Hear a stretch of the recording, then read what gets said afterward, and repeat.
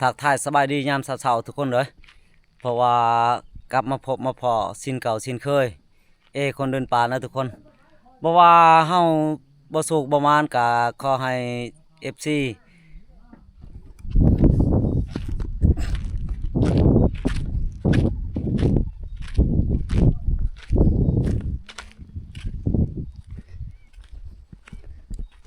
บรรยากาศบ่อนเฮานอนนี่ก็โอ้ม่วนมีแต่ถ้ำ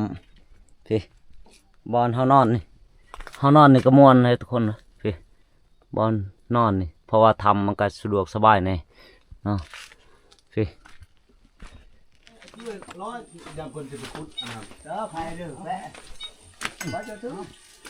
โอ้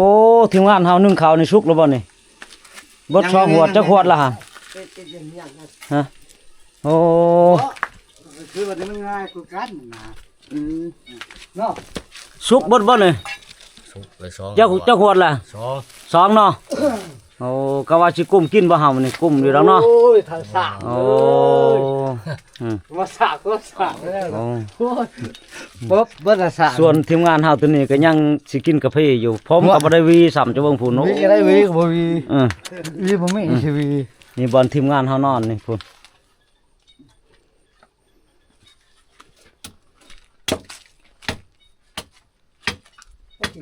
เบิ่งได้ล่างมาจากคือได้กินน้ำหมูได้ตบ นั่นตาผู้เจริญ โอ้ยยอม ยอมเนาะ ยอมได้ โอ้เปลี่ยนละยอมเจอเปลี่ยนบันไดนะให้ไปเจอพี่ไว้เนาะ จะปีเอ้ย ทุกคนเฮาสิพา ว่าเพื่อนให้ อันนี้ในผ่านเพิ่นนี่ก็มาหาขุดเบิ่งแหน่ก่อนไปเฮา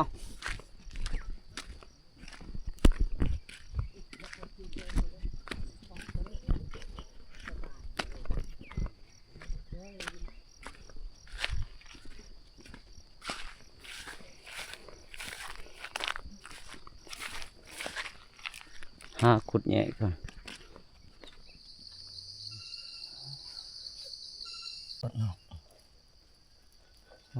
เทิมหูมันเสียแล้ว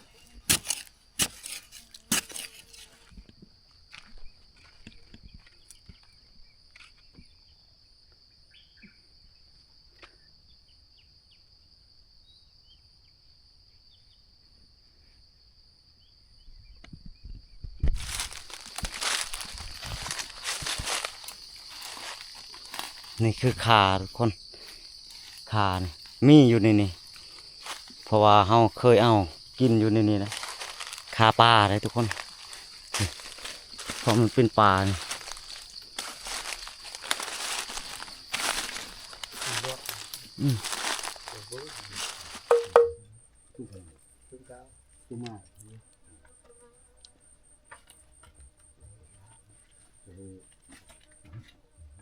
น้ำต้นไม้ฮอกกระจับเงาะก่อยเป็นไม้ โอ้นายผ่านเพิ่นได้แมงหางถั่วตัวหนึ่งนี่เผาให้ลุงเพิ่นเผาพับจากบาท บาทเดียว บาทเดียวดึงเงินคือจัง2 บาท ช่างบาทนั้นยิงปืนออก บ่ เออ โอ้ มันยัดบลาย เพิ่นได้ มันเตะ กระหอกตัวหนึ่งทุกคนเลย กำมุดถึง เฮากินข้าวกินน้ำแล้วจังเฮาสิย่างได้ วาดเลยว้าวเดี๋ยวนี้บ่วาดเลยก็ได้เงิน ว่าได้ยินบ้านนี่ก็ได้ยินเป็นยองนี่อ่ะ ไปทักที่ข่าวบ่เนี่ยเขาได้นั่นไม้อันนั้นก็นี้เกิดเถื่อเขาเล่นไม้อันนั้นขณะนี้บ่เป็นยกรถคือบุบรถจักไม้ยังเลยไม้ยังก็ตามนะคันไม้ขจักพังเทวจัก แต่ว่าถึงนี่เนี่ยคงนึกได้ก็เดือดบึ้งดอกเห็นนั่นนึกได้งงตา นับไว้ไปก่อนเลย ถ้วยมาเบิ่งพอนี่ เรียนตามกาลเรียน พวกเจ้าเนี่ยหึมงักคันเนี่ยชีนึงเล่งนี่มันปะบันตะไม tớ hay tạ nó gọi cả mẹ ăn thơ ơi cả chưa hâm ngon ngon cái đun thì như chiếc mà chưa là cái chiếc khều hết bao nhiêu đang có rất ngoại liền chịu phiền nhỉ เอ้ย cái chiếc khều กาตะเกียคันเฮ็ดแต่มันเด้อจอกไอ้ quả thua có thua được châu đó nằm mày tạ chiếc tôi lấy pin xiên đấy thật pin xiên ôi chip song mông bạn nương mông có lời cho nó muộn không vừa thì không chọn mông cái thật này ta thật là đó ta thật thì sao mà cha đường mày ăn miệng là mày có đi chứ một cái thật tôi mới là được thế tôi đổi thằng thì đấy còn có mong gọi nó อันน่ะก้อยเบิ่งลำเด้อแบบไปคันไปด้วยปรุงให้เธออ๋อห่อซอกที cắt thì à đây cắt thì lại luôn qua điện cắt thì được có củ cả tao cứ cho cô nhưng mà ra thế là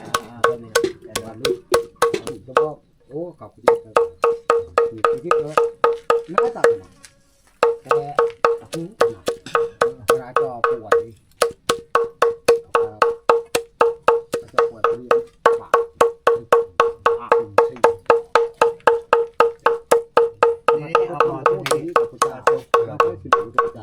con về chú cha nó có chị cha nó có đường không nước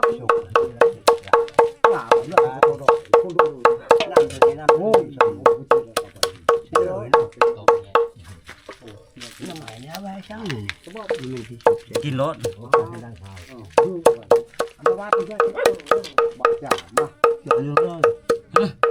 มาได้ไอ้บุญเกิดเชีย ba lần phải đạp จกเรื่องเลยวะ lưng rồi เฮ้ยเรียกรึกควายแม่น rồi là thô to để cái rừng lại quả nước hãy là lượng เฮ้ยมาเฮ็ดเด้อไอ้นี่ช่วยเอาตรงอันครับควาย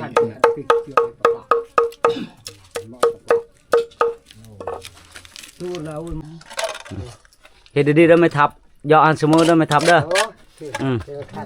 โอ้สิตั้งชื่อว่าไม่ทับเคนอยู่นี่อ่ะจังหน่อยมาติดตามชมเฮากินข้าวทุกคนตอนนี้ไม่ทับเพิ่นยังเหยาะนี่โอ้ของกินเฮามื้อนี้คักยามเช้าๆนี่ลาบกระหอบพุ่น2ถ้วยเลยแซ่บมาพี่น้องมากินข้าวนำกันนะกินลาบกระหอบนะ quả chỗ lôi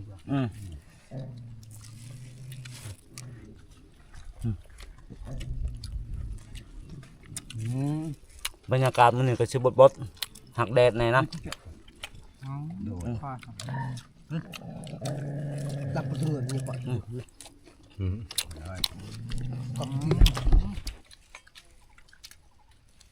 dạ bịa dạ bịa tết nữa với mấy phương có thể thôi nó là tụ coi treo là ao treo mà điกินน้ำกันเอ็ด ยัง เรือ บ่ ม่ว พอง กินอีก เรือม่วงตุเอาไปเด็กก็กลองตุก็เที่ยวจ่าจนเนี้ยเครื่องทองเลยจ่าเพิ่มจ่าหนึ่งก่อนของตะบนเตะ เพื่อนป้อนลำลำมันน่ากินแม่เขาบอกมอ แม่เคยกินนะ สุดท้ายเขาเคยกิน หลังจากเฮากินข้าวกินน้ำแล้วเฮาสิพาน้องมาออกล่าแล้วทุกคนเลยไปกับทีมงานเฮา4คนมื้อนี้ไปเฮาบัดนี้ยัง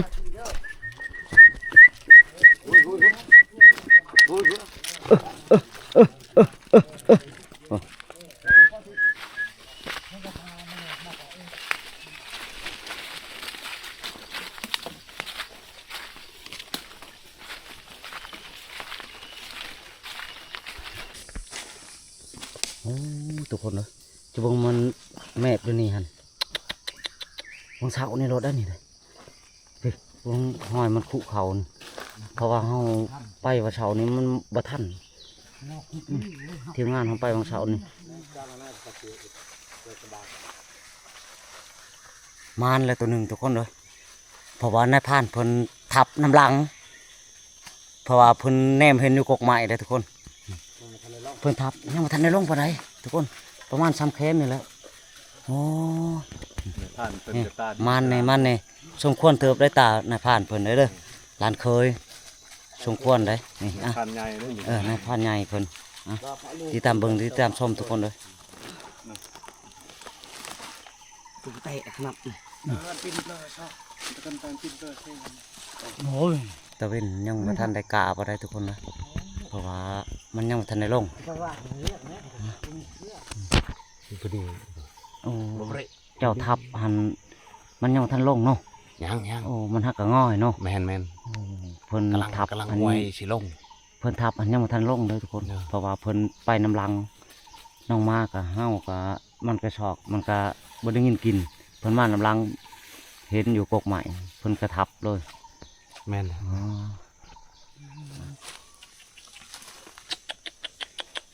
จะมองแม่ไปนี่หมูแม่ลูกอ่อนทุกคนเลยเฮ้ยจะมองผมอ๋อ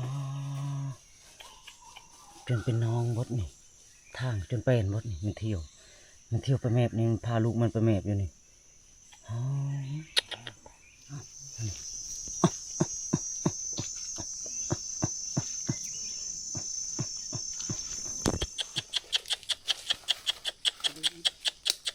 แม่เจ้า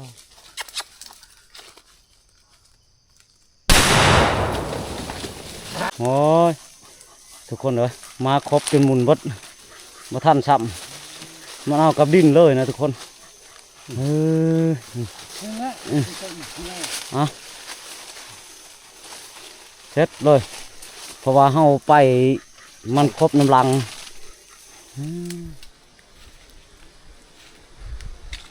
วันนี้เฮาก็ไปเต็มที่แล้วทุกคนเลยเพราะว่าตอนนี้เฮาก็สิได้พักผ่อนกินข้าวก่อนเนาะเพราะว่ารอบบ่ายๆเฮาจะสิไปอีกเพราะว่าพ่อใหญ่นี่ก็ฮักกระดังไฟลูกเลยเนาะพ่อใหญ่เนาะ แล้ว โอ้พ่อใหญ่อ่ะติดตามเบิ่งจะหน่อยเพิ่นสิเผาหยังพากันกินกันอยากนี่สงสัยเผากระหอกจัก นี่ไว้มันชักในชิโม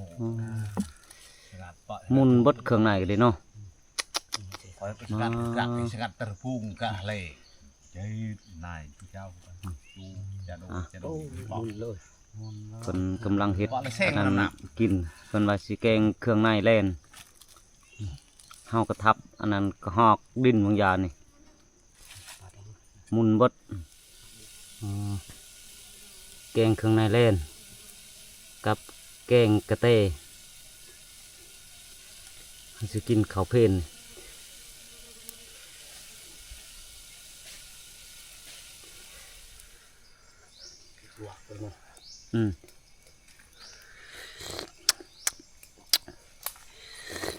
ปู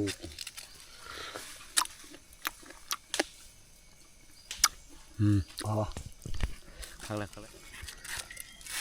นะต้องสิคักแกงเลย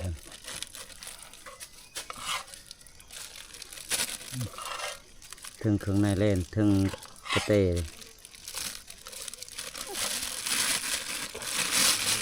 แบบเมนูผสม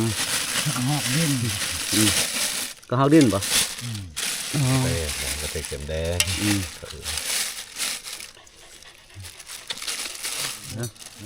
เรื่องเด็กเขาคือน้ำพล เผ็ดเนาะ คัก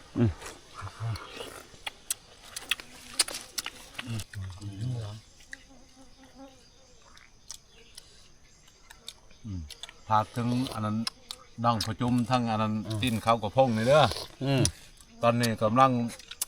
อยู่พี่แล้วทั้งเซนวันพี่เด้อ เขตพุทธแนม เฮ็ดผู้ตะแหนมผักพอกินน้อยน้ำต้องประชุมบอกเพิ่นแน่ให้ติดตามเบิ่งแน่ ติดตามเบิ่งเลยติดตามชมทุกคนว่าเฮาเนี่ยกินมื้อนี้หันเสียคนเฮากะส่งความเติร์ดเด้อเครื่องง่ายแล่นแล้วก็กับกระแตนี่ ก้อยเจียวบี้ ใจเจียวบี้อีกเพิ่นว่าก้อยเจียวบี้เอ้า อ่า เบิ่งแล้วก็กดไลค์กดแชร์ให้แน่หลังจากกินข้าวกินน้ำแล้วเฮาก็ไปต่ออีกทุกคนเลยไปเบิดความสามารถเฮานะไปเบิดมือเลย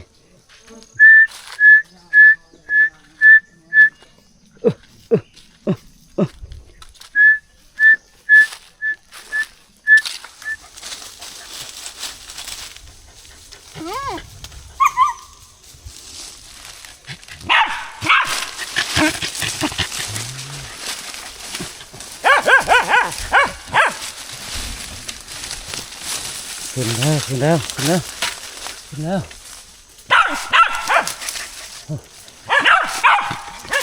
อืม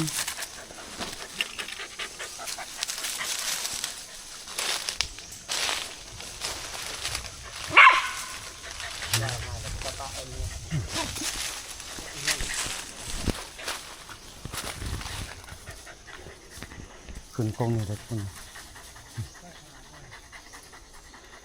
ว่าเขาแนมก็บ่เห็นมันเป็นพุ่ม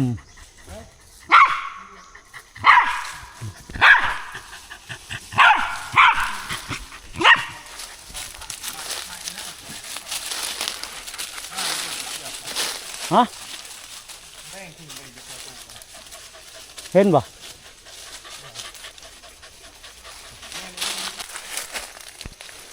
ไปหาเบิ่งตุ๊กไม่ไหลอยู่เฉย พุ่นมันอยู่ป้ายตอนนั้นพุ่นโอ้ใหญ่เติบเลยฮึกเติบได้ เน้นรูนจน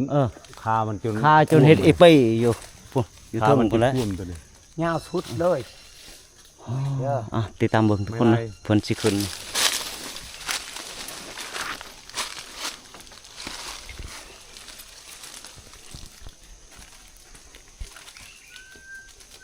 จับดีเด้อ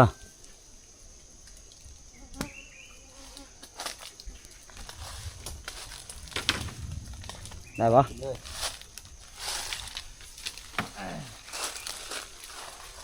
อ่ะ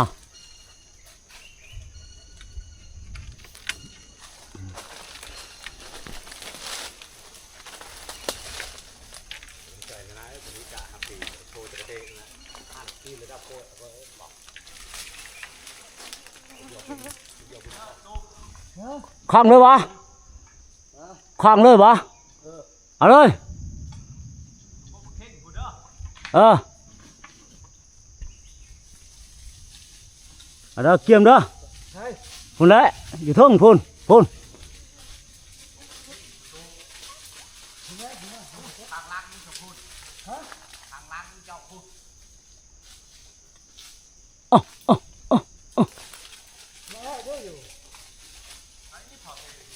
เฮ้ยเคยอยู่ทางนี้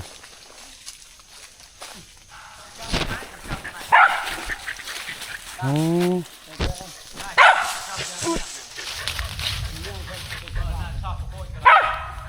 บ่ได้สั่นต้นลงมากับบ่ได้สั่น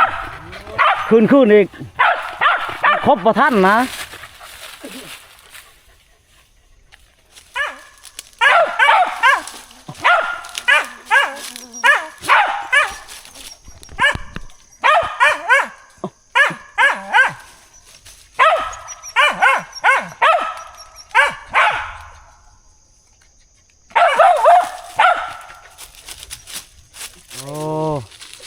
สามเต็มเลยทุกคนเลยตัวนี้ขึ้นไปคลองแล้วก็มันต้นแล้วก็ขึ้นใหม่ต้นนี้ขึ้นบาทที่สองทุกคนฮอดนี่ก็ขึ้นกกตัวนี้เพื่อสิได้ก็ลำบากนี่ไปต่อเฮาไปต่ออีกอ่ะซากลูกซากไป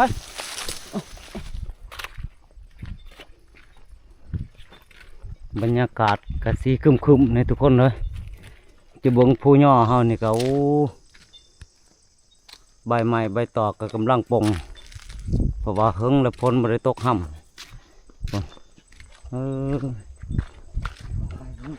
บรรยากาศมื้อนี้ก็สีครึมๆผ้าห้องเลยอยู่เฮาไปก็บ่ม่วน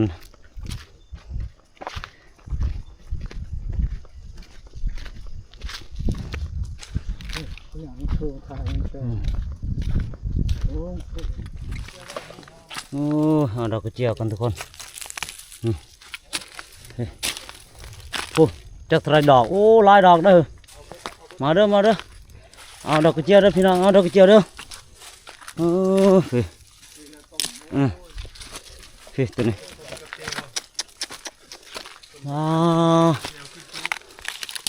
พี่นี่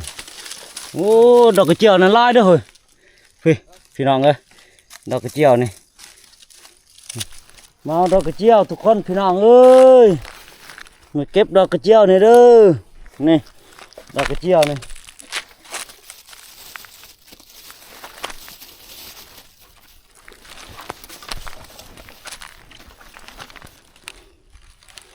มาพี่น้องมาเก็บดอกกระเจียวมาโอ้พี่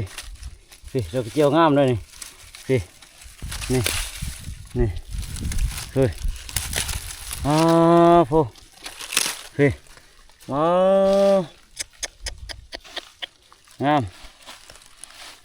มาพี่น้องมาเก็บดอกกระเจียวมาเด้อจะเป็นลาย ที่พังไทยพังเล่าครับ มาเอาดอกกระเจียวน้ำผมนะครับทุกคน เคยคาดบาดเท่า แซ่บนี่โอ้ยเอาใส่ มันเกิดธรรมชาตินี่ เกิดธรรมศาสตร์กินแซ่บเลยนี่โอ้พี่ดอกกระเจียวเฮาก็ได้ครึ่งทงก็ได้เต็มทงเลยนะแล่นเฮาก็ได้ดอกกระเจียวเฮาก็ได้เด้อทุกคนเมื่อนี้เฮาก็นึ่งโอ้ยก้อยเจียวจำคักเอาทุกคนมื้อนี้หลังจากเฮาไปมื้อเว้นเลยทุกคนเลยเพราะว่าเฮาก็สูกกระมานหางบัก3โตเลยทุกคนเพราะว่าตอนนี้มันก็ค่ำแล้วเพราะว่าเฮาก็สิได้โค้งมื้อเลยทุกคนเลยเฮาก็ไปมื้อเพราะว่าฮับภาคกับห้องเลยอยู่ทุกคนตอนนี้กำลังบื้นขึ้นผู้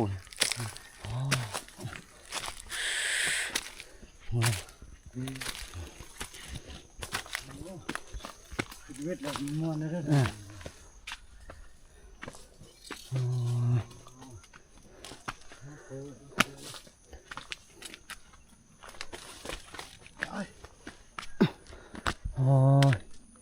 พราะว่าน้องม้าเฮานี่มันก็เมื่อยทุกคน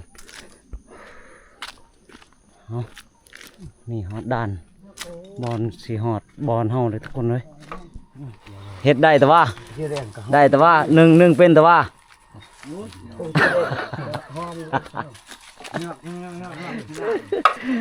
เอาแม่ครัวเฮากำลังเฮ็ดกินนะ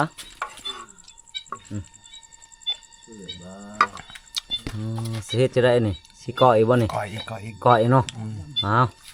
ตามใจคนว่าสิก้อยนี่คักๆได้นี่ได้ปากคนเฒ่าคนโอคนเลยนะเอาจะหน่อยมาติดตามชมยามเฮากินข้าวทุกคนมาเพราะว่าทางนายพรานเองเพิ่นก็สิได้ก้อยอีกได้ส่วนหนึ่งกับพ่อใหญ่หั่นแกงส่วนตัวนี้หั่นพ่อใหญ่หั่นแกงแล้วตัวนี้เรียบร้อยแล้วตัวนี้เป็นเห็ดนี่คักได้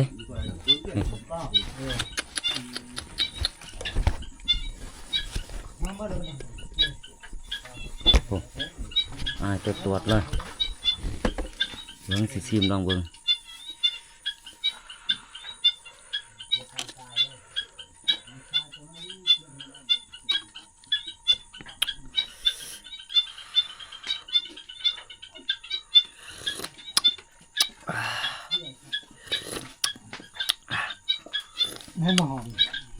โอ้ยหอมคัก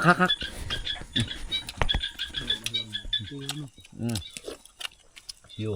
มักจำก็ได้มักแกงก็ได้